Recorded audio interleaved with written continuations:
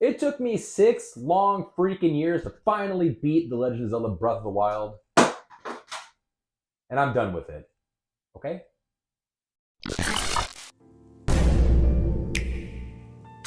What's going on, everybody? Welcome to the channel. If you don't know, it's me, your boy, AndyB, and I like to play video games. Now, I don't get to play video games as much as I'd like to these days, but I still find time to sink my teeth into some games. And I have been quietly collecting some stuff. Every once in a while, you'll see me posting on Twitter. If you don't follow me on there, go down to the link below, or I have it on the screen somewhere sometimes.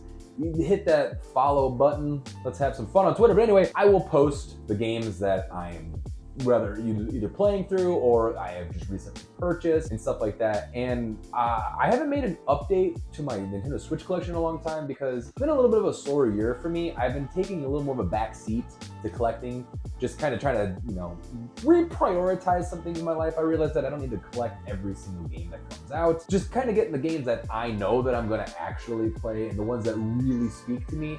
And so that's kind of what this video is gonna be about. I'm gonna kind of just update you on some games I've been purchasing this last year, since the beginning of the year, stuff like that. No particular order. We're also gonna talk about some games I've been playing because I've been playing quite a bit when I can. So yeah, we're just gonna start right off. I made a video about a month or two ago now. I don't even know how long ago, hold on.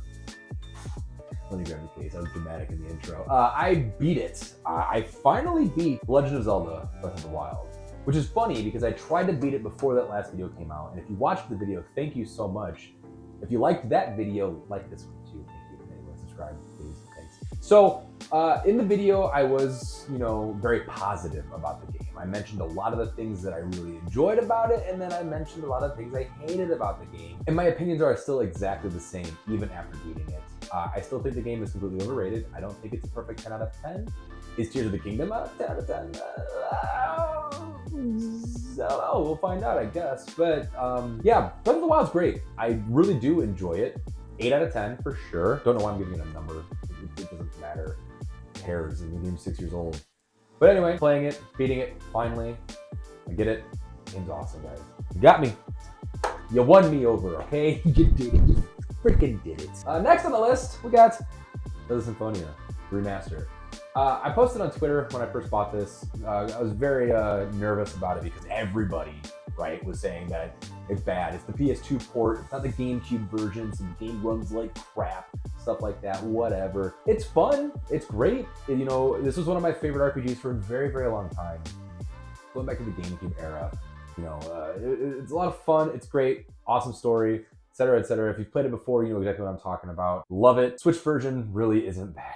Great. It's not terrible. It's playable, but it does lag quite a bit. And I don't really like the chibi aspect of it, which is weird because when Shining Pearl and Diamond Platinum or whatever, I don't know anymore what they're called. When those games came out, Pokemon games, we had the chibi version of those games. I actually thought it was pretty cool, but for some reason, just seeing these characters kind of run around as chibi characters just weirds me out because I know some of them are supposed to be younger and some of them are older, but they're all the same size, and it's just whatever. It's weird, but I'm glad I have it though, even if it's just for the collection, just because it's one of my favorite RPGs of all time, and it really just makes me smile. This one's kind of interesting because it's 6 games in one. Got it. Got that collector's edition. Not really, I lied. I don't have the collector's edition. I'm not made of money, guys. Okay, I can't just afford to buy collector's edition. I'm sorry, but it's so itchy. But yeah, this is awesome. This is fantastic. I've only dived into 6 stuff. And here's the reason. 6 is one of the best Final Fantasy games of all time, according to everybody on the internet ever. It's also one of the only ones I haven't played alongside 7 and 8. I own them. I own 7 and 8 on the Switch. Maybe I'll play them one day. I don't know. I have this weird thing with 7 where I played 9 first, and I think I fell in love with 9. So then going back and playing 7 was really hard because it looks like shit. It does. I don't care what you say. The game looks like garbage. I can't stand the textures and the game design and just everything about it is just so blech. I hate it. Love the story. I think it's absolutely amazing. Remaster is so cool, or reimagining or whatever, the one that on the PS4, PS5, and then you know, Crisis Core Reunion was awesome. Love the continue, you know, the prequel, learning about everything like that. Advent Children is awesome. Dirge of Cerberus. So much interesting, cool stuff about Final Fantasy VII. But I digress because we're talking about the collector.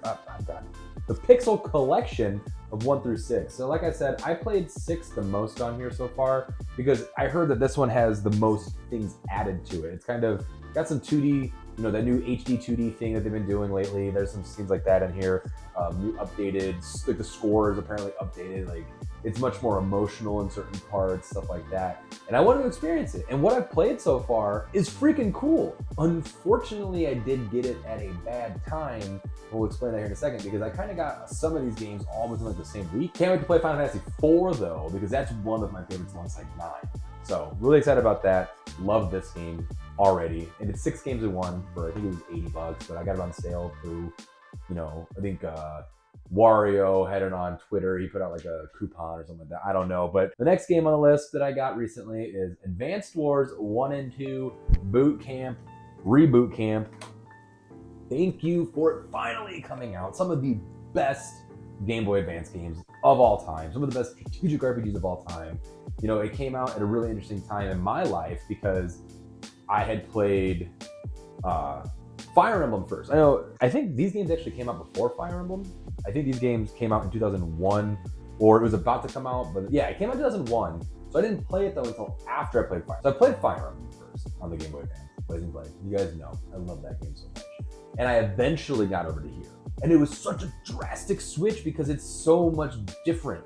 This is so much less personal, you know, I guess I could say, because in Final Fantasy, Fire Emblem, you're playing with all these different characters that can interact with each other and stuff like that. This game, yeah, it has its, like, you know, core people that you know, but you're just kind of playing with troops, right? And it's different because it's not medieval times, it's, you know, it's like war and stuff like that, so like tanks, stuff like that. Really fun, love strategic RPGs, so I'm so glad that I finally came out on the Switch. You got to kind of hop in there, play it for a little while. But unfortunately, like I said about Final Fantasy Crystal Remaster, I got these guys in the same freaking week. So it's kind of hard for me to, like, you know, balance between the two. I was hopping back and forth between them for a while, but then I kind of had to stop, but we'll talk about that here in a minute. Here's an older game that came out a while ago, but I finally got around to getting it. A little Cruise and Blast. So much potential, right? So much potential. I love fun, dumb, arcade-style racing games, and this is exactly what this game is. It is a dumb, fun, arcade racing game, and oh my God, I had so much fun with some of my friends from work. We just kept joking around saying, we're blasting tonight. We're just blasting all night long. You know, we're blasting each other. Wait a minute. Anyway, the thing that they failed at was the lack of online. I just don't understand why I couldn't play with my friends. I love couch co-op, I really do. But I also love being home and staying as far away from people as humanly possible. So not being able to play it online was a big bummer for me, and it just pissed me off. So I don't really know if I'm gonna go back to it unless a couple of friends come over or I go to a friend's house or whatever, we have a couple beers, start blasting one another again. I just love blasting my friends. Another great RPG that came out this year, and unfortunately I didn't have a lot of time to play because now my backlog is so big, is this monster, Octopath Traveler 2. I had to get it because Octopath Traveler 1 is awesome. I don't own it physically. I have it digitally, wish I had it physically. Maybe I'll buy it, I don't know. I don't really care too much about collecting as much as I used to, but I'm glad I own this because I love the box art. It looks really cool. I love how Switch, there's just nothing in here anymore. Remember the old days when you get like some cool stuff? Also, do you guys keep your games in your jewel cases? Like, I've got this. This can hold some games. Like, I don't know how many games it can hold, but like this little bad boy, you know, it holds some games. And then I also, because I own like 40 plus physical games now, so I have this too. This